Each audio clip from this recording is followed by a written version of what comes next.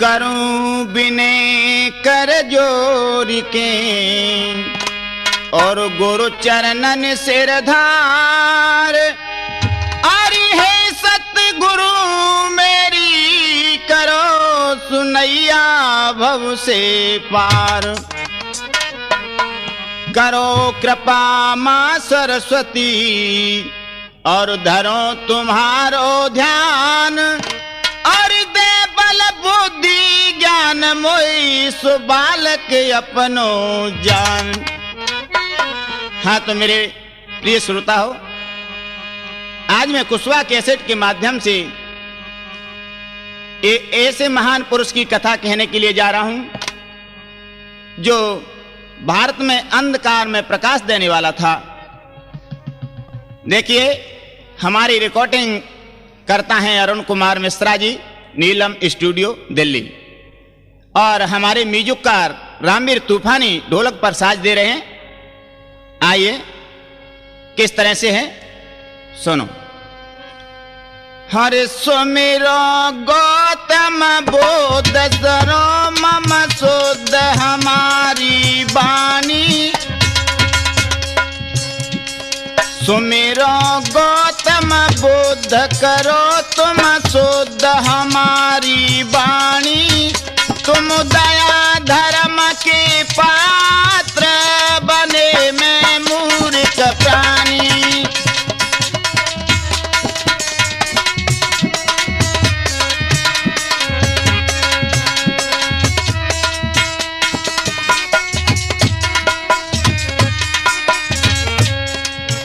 अरे दर्शन दो प्रभु आज रखो मेरी लाज अमर कर बानी।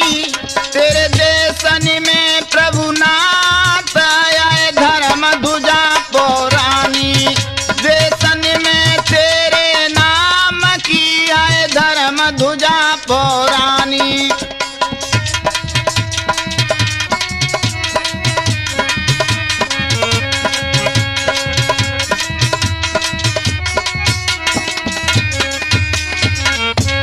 हाँ तो मेरे श्रोता हो, सन 1800 के आसपास की बात है जब बाहर से आए हुए आर्य कुछ ब्राह्मणवादी विचारधारा के लोग थे। इन लोगों ने संपूर्ण भारत देश में पाखंडवाद, जातवाद और छुआछूत का इतना जहर फैला रखा था कि सारे शूद्र जातियों का तो जीना ही दुभर कर दिया। बंधु, बाजीराव पेशवा के शासन में तो शूद्र दलितों के साथ में वो अन्याय था कि कहने में भी शर्म की बात है। और शूद्र दलितों को पढ़ने लिखने का कोई अधिकार नहीं था। बंधु, जब एक महाराष्ट्र के एक माली जाति के परिवार में एक ऐसे महान पुरुष ने जन्म लिया, वो समाज एकता के क्रांतिकारी और शिक्षा के अग्रदूत महात्मा ज्योतिबा फुले के नाम से प्रसिद्ध हुए। आइए हम आज कुशवा कैसेट के माध्यम से उन महान पुरुष की कहानी सुनने के लिए जा रहे हैं। तो क्या हुआ? तो शूद्रों को शिक्षा देने की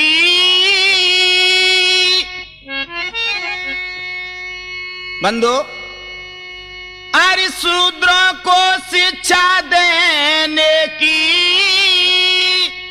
जिन ठान जिगिर में ठानी है। तुम सुनो लगा कर ध्यान सभी दुखड़ों से भरी कहानी है।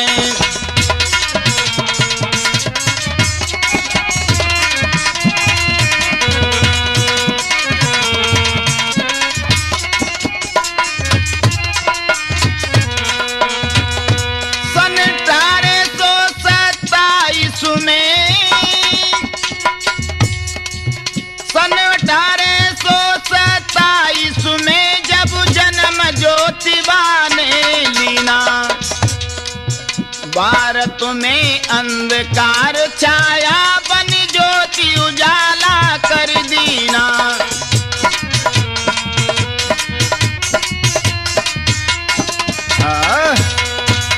बंधु, जब महात्मा ज्योतिबा फुले का जन्म हुआ बंधु, एक माली परिवार की ऊना जिले में उनका जन्म हुआ। सुनिए।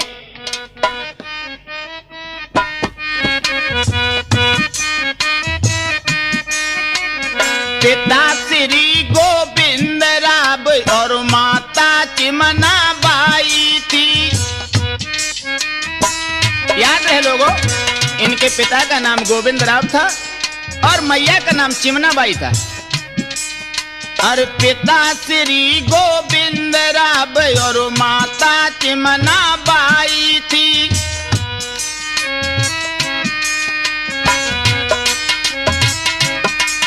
फूलों का ये व्यवसाय करे दिन भारी सही तबाही थी।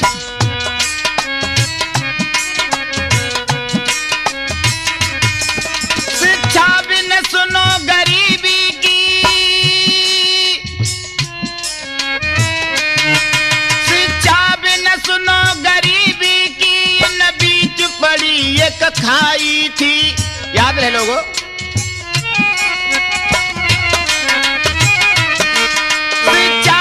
सुनो गरीबी की, न बीच पड़ी एक खाई थी। ज्योति जब 1 साल के थे, जब मैया स्वर्ग सिधाई थी।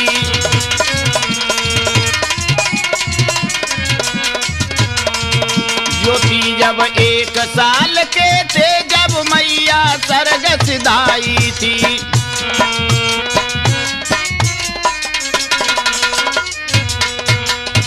याद रहे लोगों, जब ज्योति का जन्म हुआ तो 1 वर्ष की अवस्था में ही उनकी मैया भगवान को प्यारी हो गई। क्या हुआ सुनो।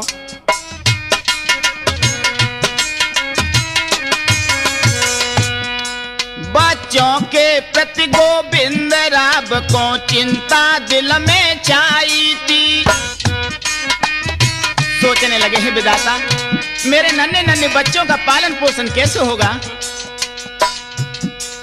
बच्चों के प्रति गोविंद राव को चिंता दिल में छाई थी। ज्योति के पालन पोषण को एक धाय तुरंत बुलवाई थी।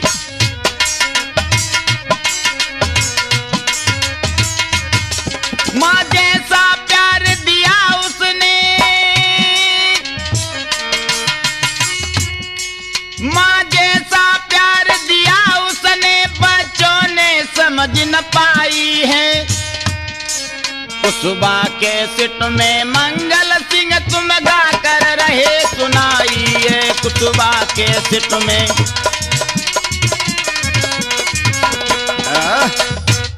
हाँ तो मेरे बंधु, गोविंद राव के बड़े पुत्र का नाम राजा राम था और छोटा पुत्र ज्योति था।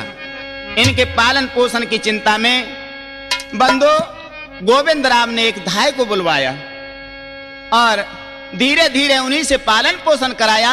क्या हुआ तो जब 5 बरस का हुआ,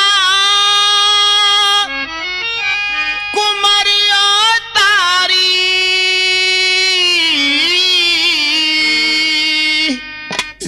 पढ़ने की जाके पिता करे तो आप त्यारी।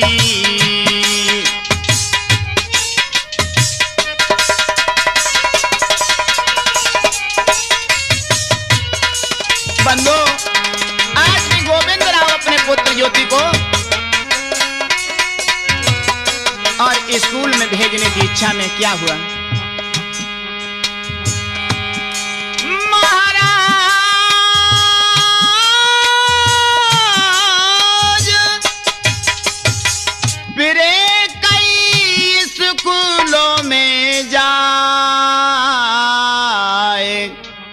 पर कोई न भर्ती करे, हाँ कोई न भर्ती करे।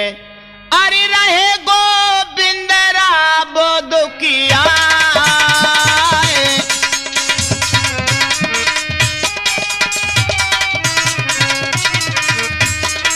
कोई न भर्ती करे, रहे गोविंद राव दुखिया।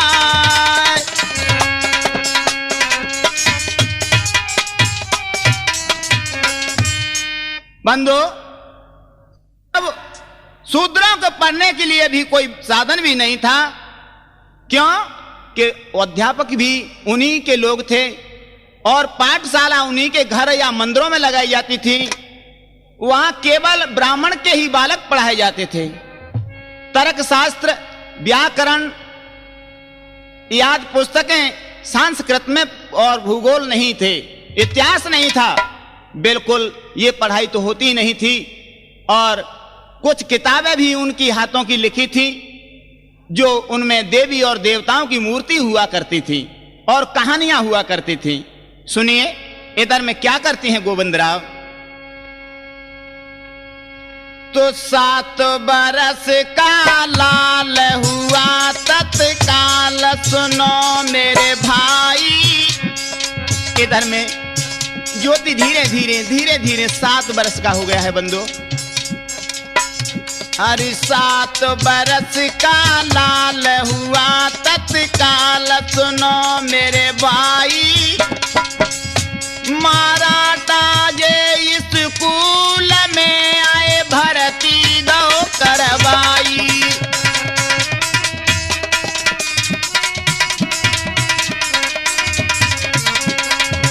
फिर मराठा स्कूल में वो भर्ती दो करवाई।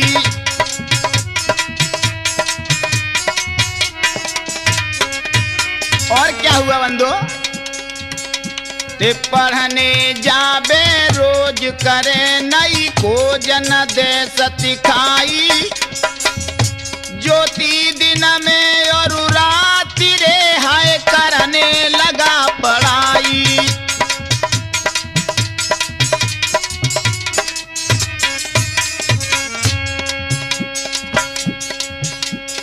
ये नर कंचन सिकाया कोमोलना तेने जानो है। ओ नर कंचन सिकाया कोमोलना तेने जानो है। अरे तूने जानो अरे मोलना तूने जानो है। ए नर कंचन सिकाया कोमोलना तूने जानो है।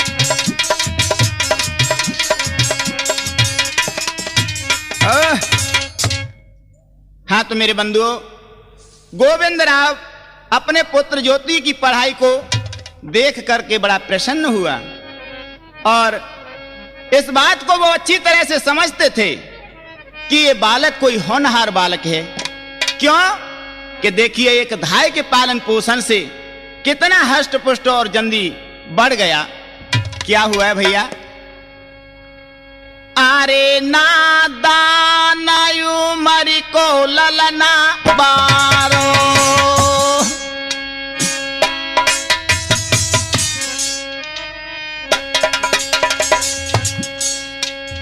और जे को मारो पिता के भैया प्यारो।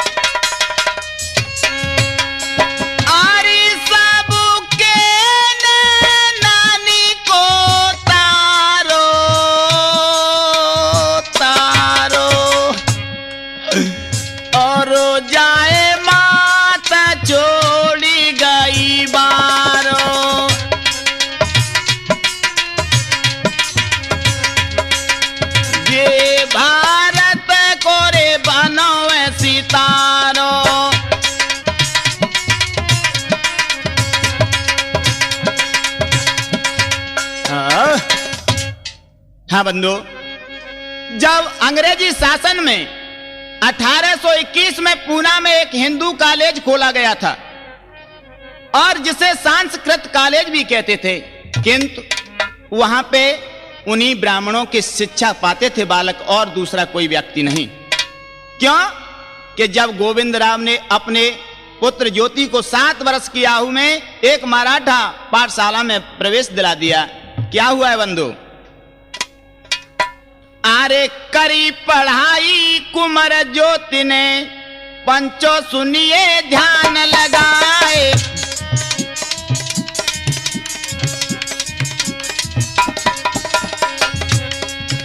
और दिन में पढ़त पाठशाला में, रात पढ़े घर दीप जलाए।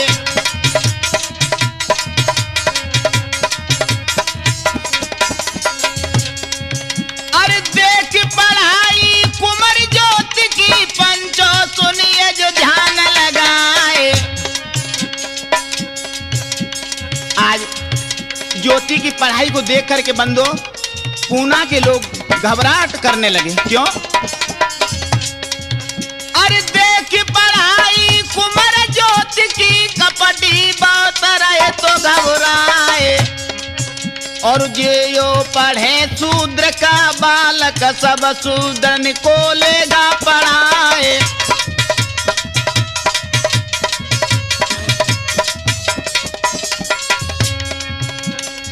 क्या हुआ? करे विचार सभी जुड़ मिलके, और आपस में रहे तो बतराए।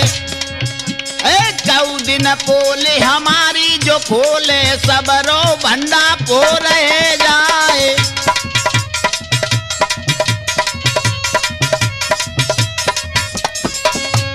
याद रहे लोगों, आप उसमें बातें करने लगे कि किसी दिन ये पढ़ लिख करके और जो हमारे सताए हुए लोग हैं उनको पढ़ाएगा और हमारी सारी पोल बता देगा, तो हमारा सब राज खुल जाएगा। इसलिए क्या किया? अरे उल्टी चाल खेलने लागे, सबने लीनो जो मत तो बनाए।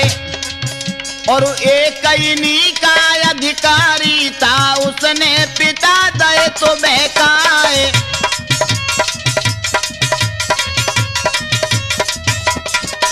क्या बोले हैं? वो अधिकारी एक क्लर्क था, रोजाना ज्योतिबा फुले के पिताजी थे गोविंद राव, उनकी फूलों की दुकान थी, वहां आया करते थे। क्या बोले कि सुन ले गोविंदा, क्यों तू पढ़ाए रहो अपने लाला को, जाको जीवन होई बेकार। सुन ले गोविंदा, क्यों तू पढ़ाए रहो अपने लाला को।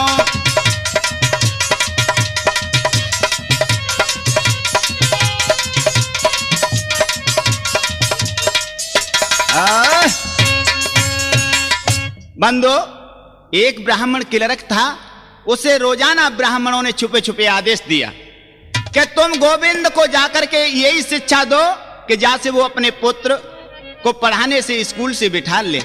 बंदो, हुआ ऐसा ही। कहने लगा, भैया गोविंदा, अरे तू अपने बच्चे की जिंदगी क्यों खराब कर रहा है रे? अरे इसे पढ़ा करके इसे घर का रहने देगा ना तू, खेत का। इतना ही नहीं, ये धर्म विरोधी बन करके और धर्म के खिलाफ विद्रोह करेगा। बंदो, इतनी बात को सुनकर के आज गोविंद राव बड़े असमंजस में पड़ जाते हैं। सोचने लगे, हे विधाता, क्या किया जाए?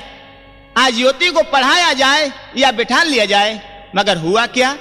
एक बार ऐसा हुआ कि बम्बई नेटिव एजुकेशन सोसाइटी के संकेत से और छोटी जाति के छात्रों को स्कूल से निकाल दिया गया। बंधुओं, उसी वक्त गोविंद राव ने अपने ज्योति को भी निकाल लिया और ज्योति अपनी खेती में फूलों का व्यवसाय करने लगा है। और पूना की एक कवाड़ी गांव से ज्योति का विवाह भी कर लिया गया। बहू सावित्री बाई जो घर में नई दुल्हनिया बन के आई है, और इधर ज्योति क्या करता है, सुनो।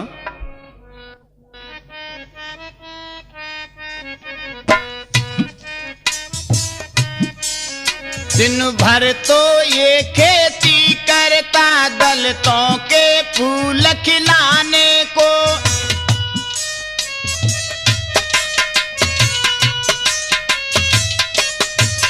दिन भर तो ये खेती करता, दलितों के फूल खिलाने को।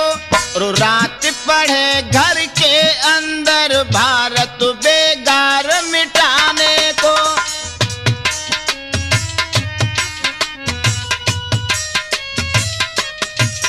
सब कहे पड़ोसी जुड़ मिल के,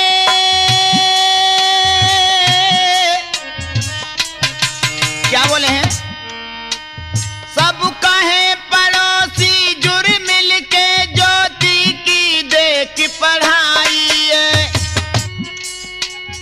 पढ़ने लायक बालक है, जाए भर्ती देव करवाइए।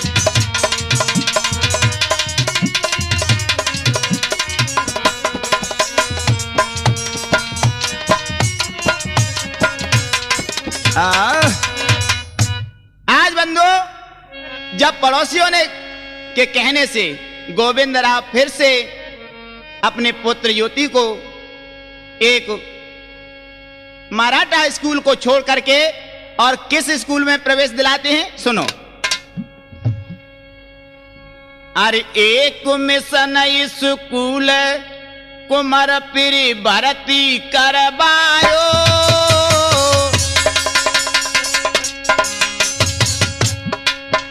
अरे प्रभु ने सुनी पुकार ज्योति मन ही मन हरसायो। अरे प्रभु ने सुनी पुकार ज्योति मन ही मन हरसायो।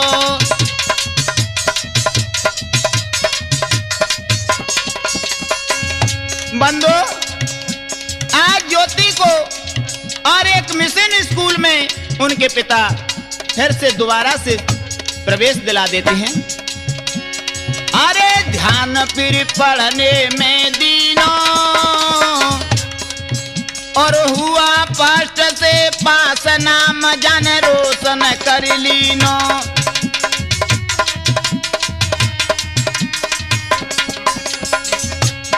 बंधु, आज ज्योति बड़ी लगनदारी से पढ़ाई करने लगा है और प्रथम श्रेणी से पास हुआ। सारे स्कूल के सभी छात्राओं का बड़ा प्रशंसा का पात्र बन गया। क्या हुआ? अरे करे दिन रात पढ़ाई है, और 1847 में सब शिक्षा पाई है। यानी 1847 में सब शिक्षा पाई है।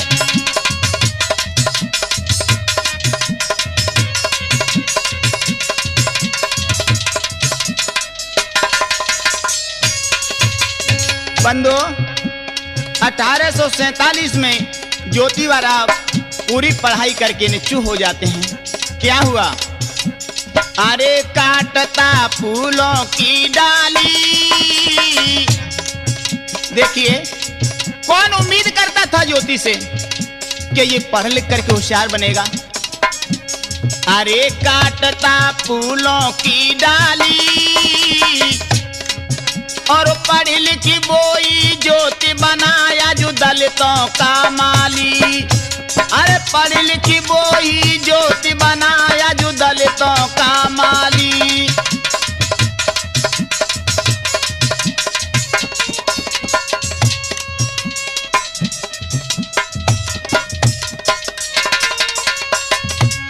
और बंधु, अरे दलित दल समझो फुलबारी। अरे दलित दल समझो फुलबारी, और इनकी रचाए तो ज्योतिबा की कोशिश जारी। अरे इनकी रचाए तो ज्योतिबा की कोशिश जारी।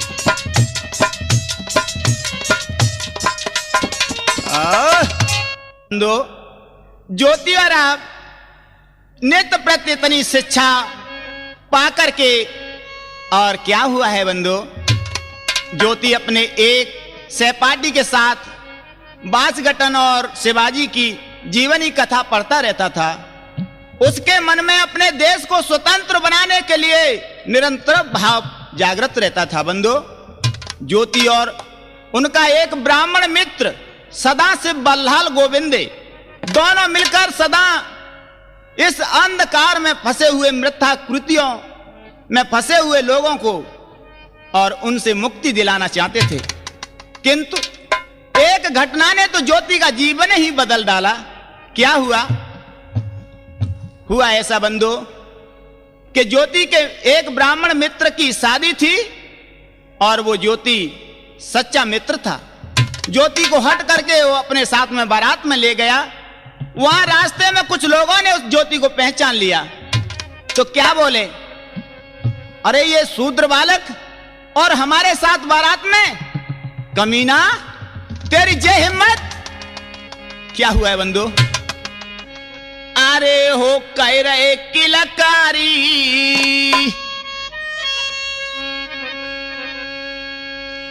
अरे हो कह रहे किलकारी, अरे क्यों तू आयो संग कमीना, हो कह रहे।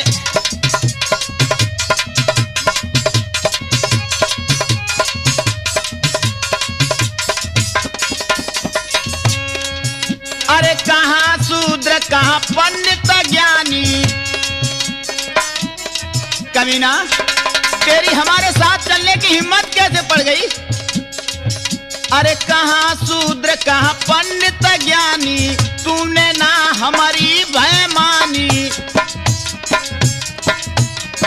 अरे के कोने मत मारी, के कोने मत मारी, क्यों तू आयो संग कमीना, हो कह रहे किलकारी, क्यों तू आयो संग कमीना।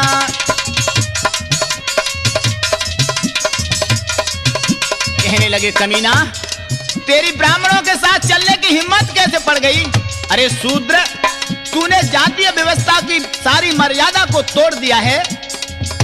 अरे हे निरलज्ज लाज नहीं आई, हे निरलज्ज लाज नहीं आई, ओढ़ लई क्यों बेशरम आई। तू इतना बेशरम हो गया है कि हमारे साथ और बराबरी में चल रहा है। अरे ओढ़ लई है क्यों बेशरम आई, के सुने बे को गारी, के सुने बे को गारी, क्यों तू आयो संग कमीना, हो कह रहे किलकारी।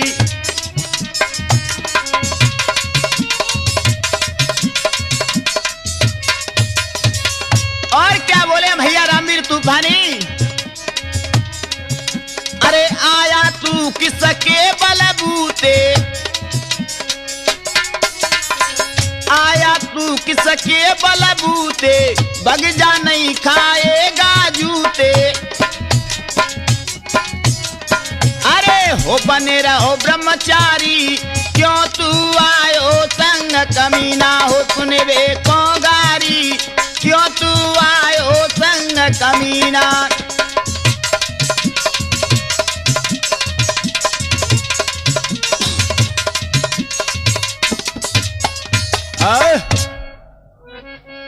हाँ तो बंधु और कहने लगे आजकल ये शूद्रों ने तो लाज हाँ को तिला जली दे रखी है। अरे भैया अंग्रेजी शासन में तो इन लोगों ने जाति व्यवस्था के सारे नियम को ही बदल डाला, सारे नियमों को ताक में रख दिया है। बंधु इतनी सुनते ही आज ज्योति का खून खौल उठता है। और क्या हुआ है सुनो। हरे सुन के कड़बे बेन लाल भयने न बहे जलधारा, अब सोचे खड़ा बिचारा।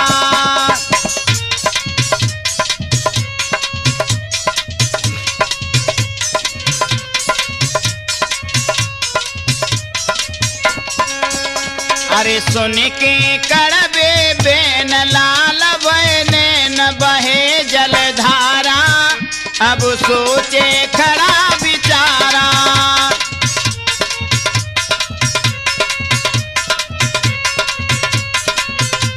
सोचने लगा है विधाता कैसा है ये तेरा न्याय।